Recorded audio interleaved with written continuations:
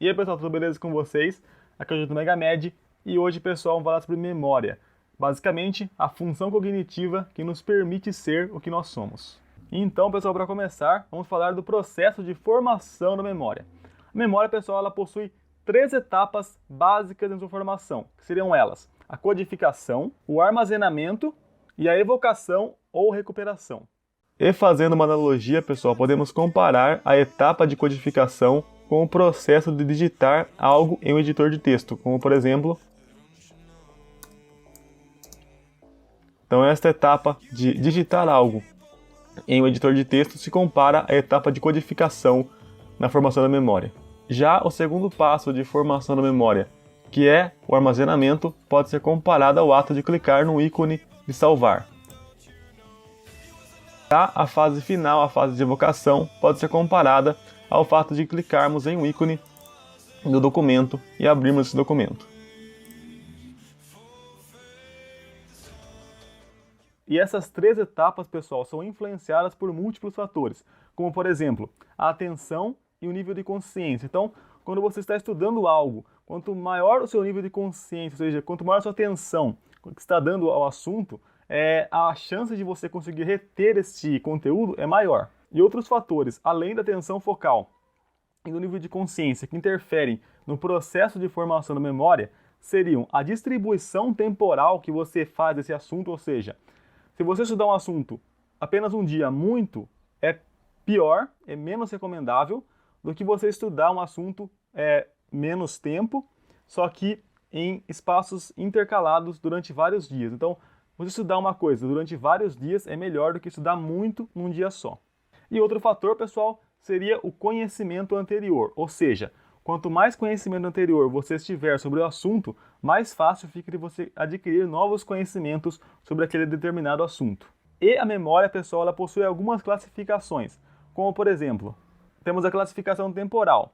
Na classificação temporal, pessoal, a memória ela é subdividida em memória de curto prazo e memória de longo prazo.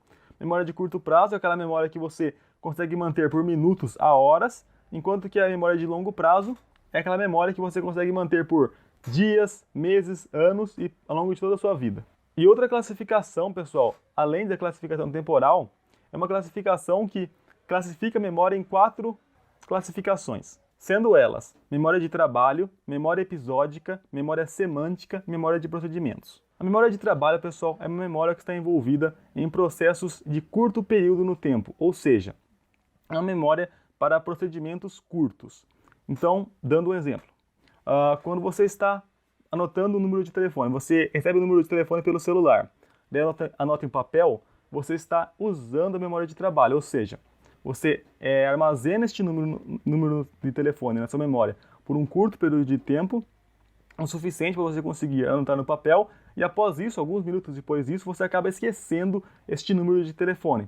E isso é porque a memória de trabalho, a memória que você utilizou para esse procedimento, é uma memória com uma função temporal específica, ou seja, ela acaba durando pouco. Já a memória episódica é uma memória que você utiliza para lembrar fatos de sua vida. Então, por exemplo, quando você lembra que ontem eu fui passear no parque com meu cachorro. Este fato, você se lembra deste fato por causa de sua memória episódica. E logo após, pessoal, temos a memória semântica. Memória semântica, pessoal, é a memória que nos dá a noção do que são as coisas. Então, por exemplo, você sabe o que é um óculos, você sabe o que é uma camiseta, você sabe o que é um fone de ouvido, por causa da memória semântica. A memória semântica é a memória que dá significado às coisas, é o que significa o mundo pra gente. E por último, pessoal, temos a memória de procedimento. Memória de procedimento, pessoal, é aquela memória que você usa para dirigir o carro, andar de bicicleta, digitar no computador. São todas memórias, pessoal, que para você criar essa memória é necessário um processo ativo, ou seja, de muito esforço. Porém, após um período, esta ação que você estava treinando acaba ficando automática. Então, tudo que você acaba tendo uma ação automática, algum procedimento, seria a memória de procedimentos. Então foi isso, pessoal. Espero que tenha ficado claro. Qualquer dúvida, deixe nos comentários. Curtam o vídeo, se inscrevam no canal. E é isso aí. Até a próxima.